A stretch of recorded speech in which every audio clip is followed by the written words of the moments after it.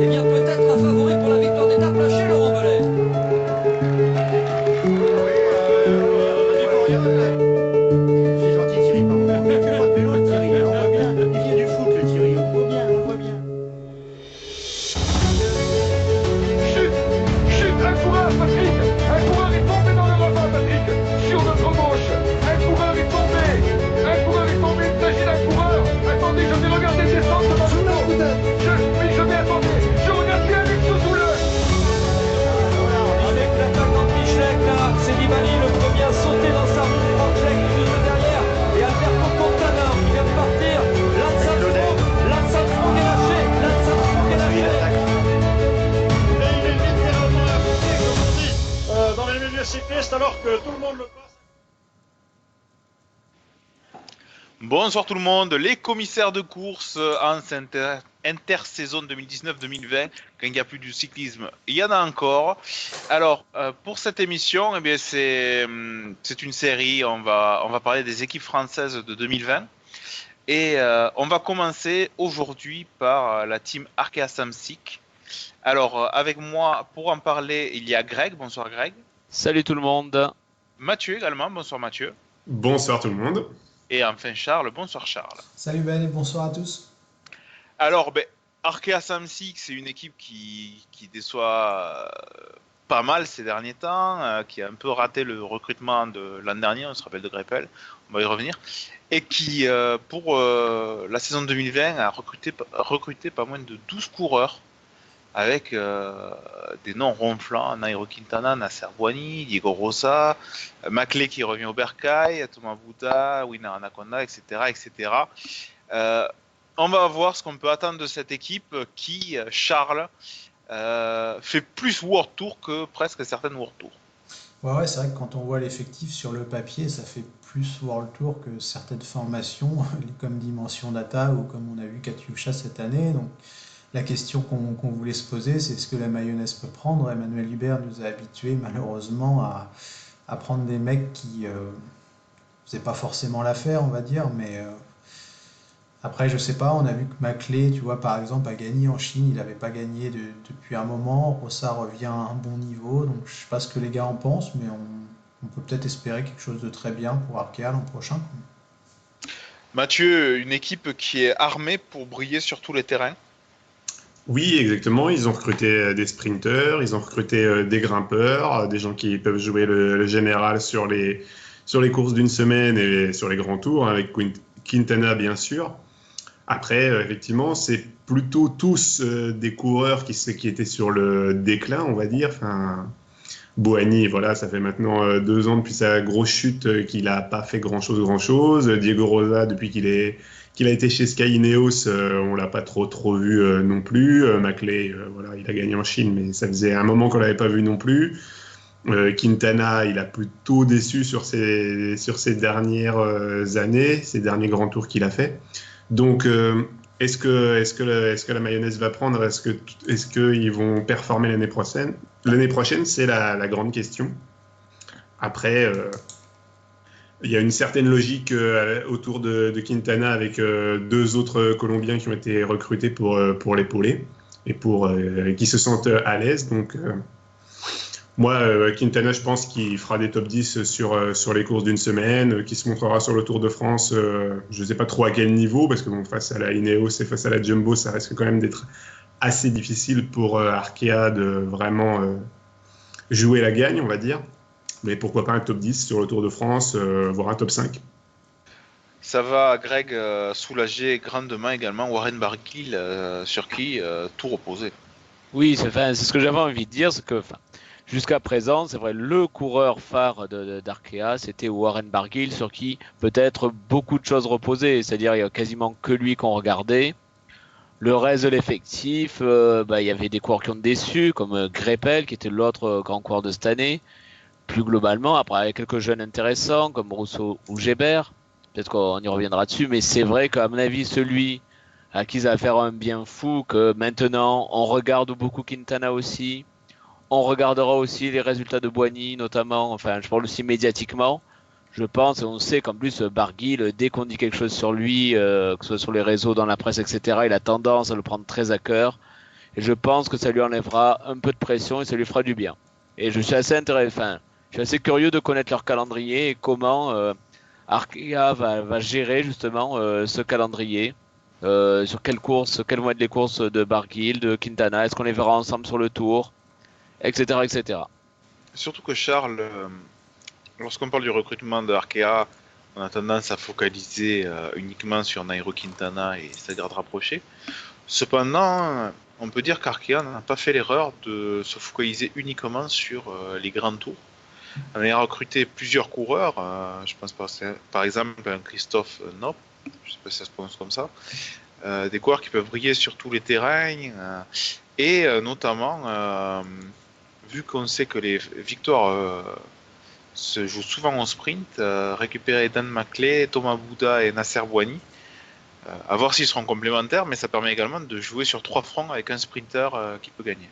Ouais, moi j'aime beaucoup le pôle sprint, comme ils l'ont appelé, enfin les coureurs qu'ils ont recrutés autour de Nasser Bouhanni, parce que quand on voit Thomas Bouda et Dan Maclay, c'est des coureurs qui peuvent aussi gagner, on l'a dit. Maclay a gagné en Chine, Bouda peut gagner sur les Coupes de France et sur les classiques, je trouve qu'on va avoir un groupe intéressant.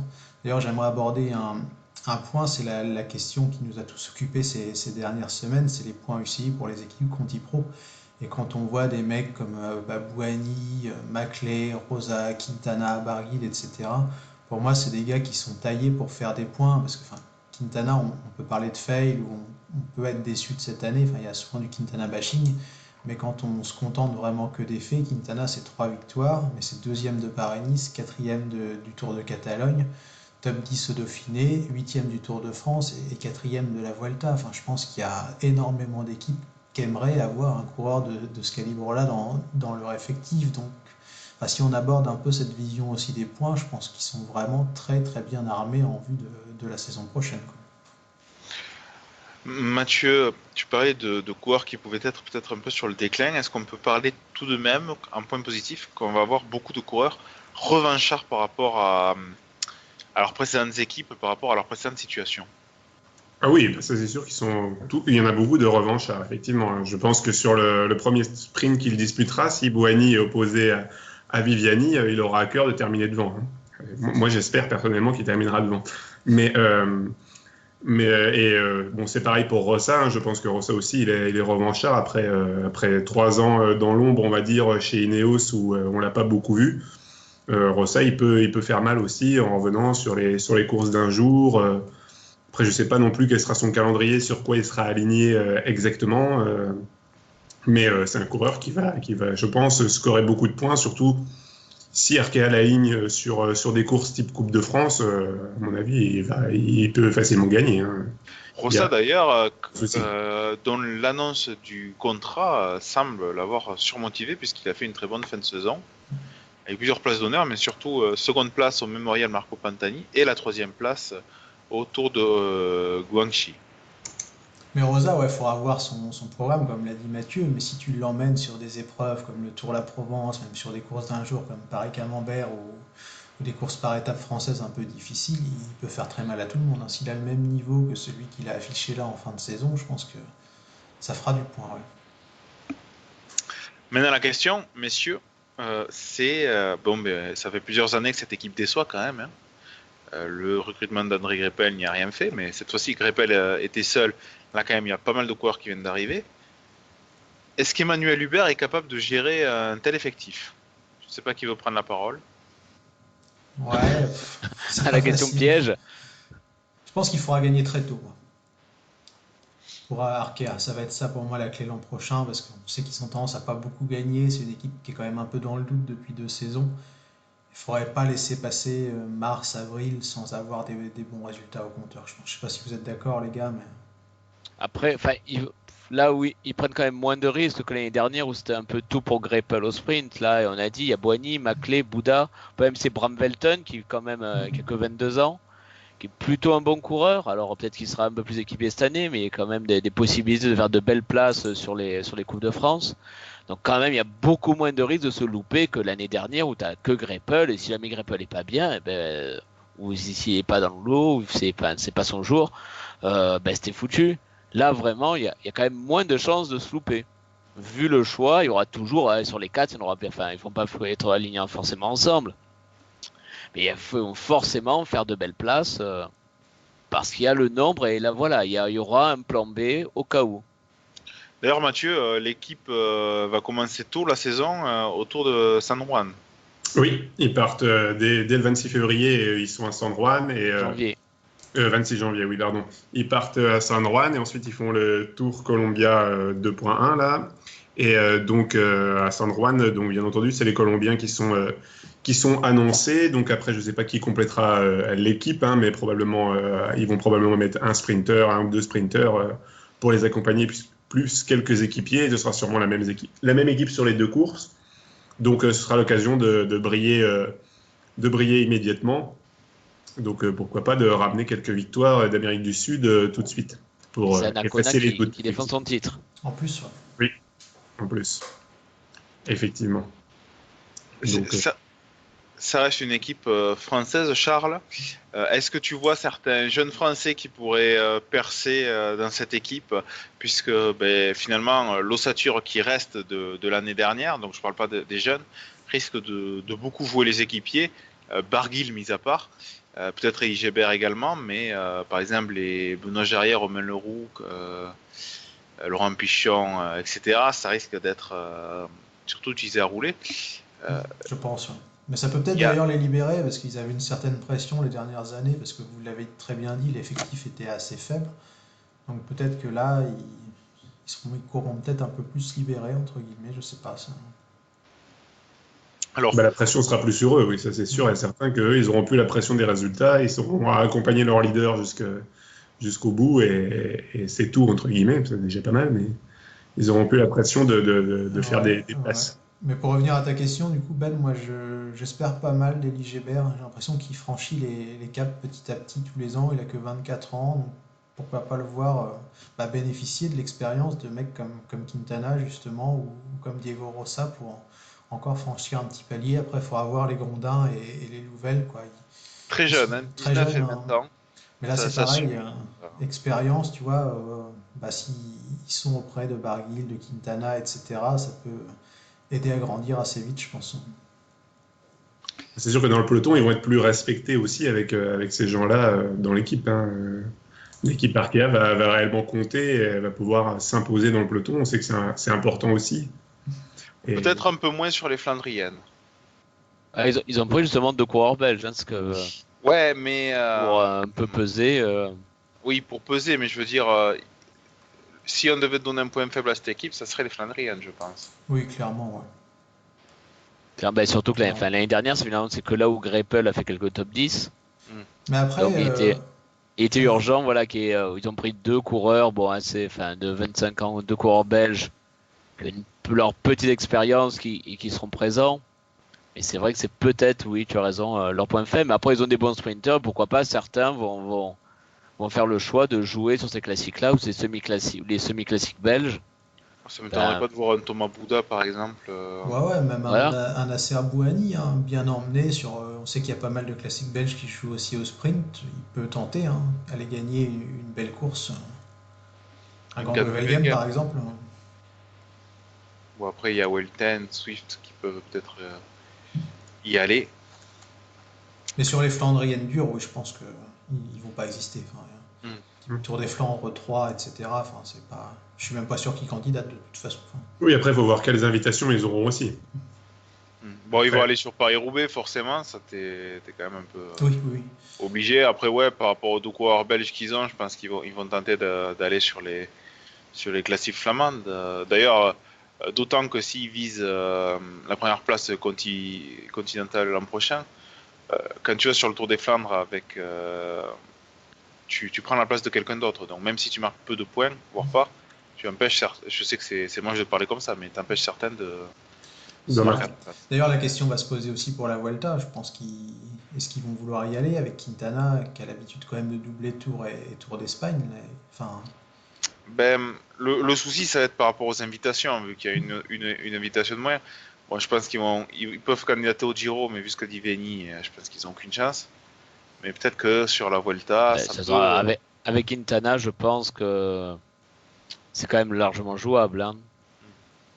Ah ouais, puis il y a moyen de faire une équipe, parce qu'on peut s'imaginer que d'ailleurs Quintana, Winner Anacona par exemple, et Diego Rosa seront pas forcément au départ du Tour de France.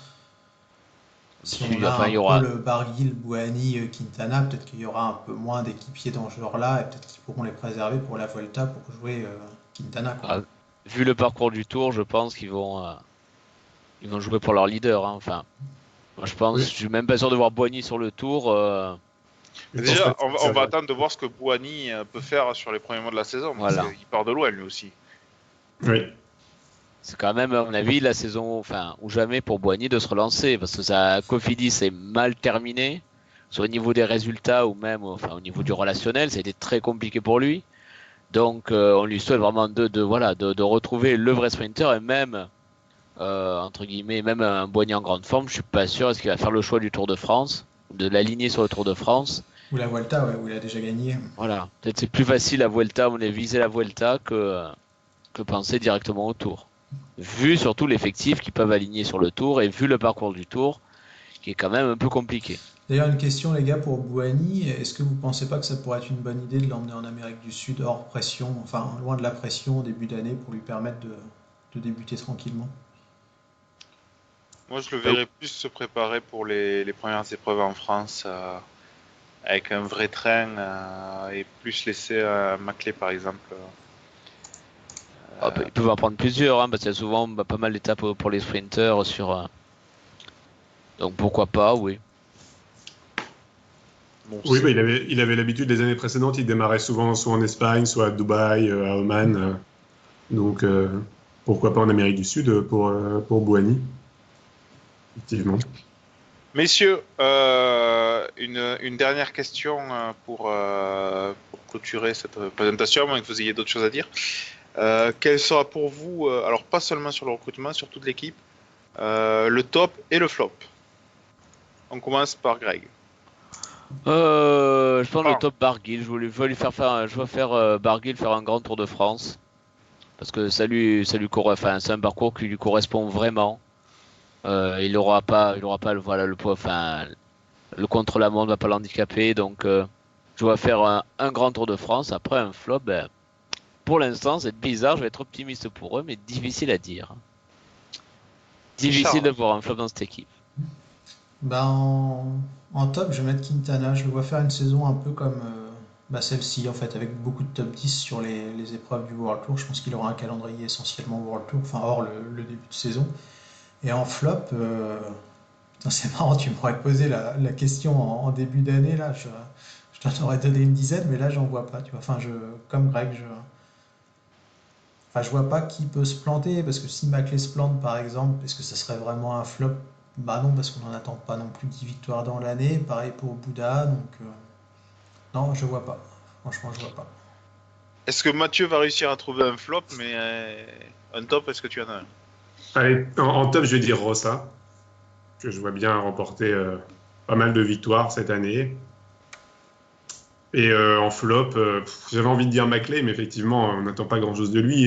Et je pense que Maclay, il a plus été recruté pour faire le poisson pilote, en fait, plutôt que de jouer sa carte personnelle. Enfin, il la jouera forcément par moment, mais je pense qu'il a plus été recruté pour être le poisson pilote de Bouhanni ou de Bouddha. Après, en flop, moi j'aime beaucoup Bouhanni, donc j'ai pas envie de le citer en flop, mais je pense que c'est Alors, lui qui aura peut-être le plus de mal.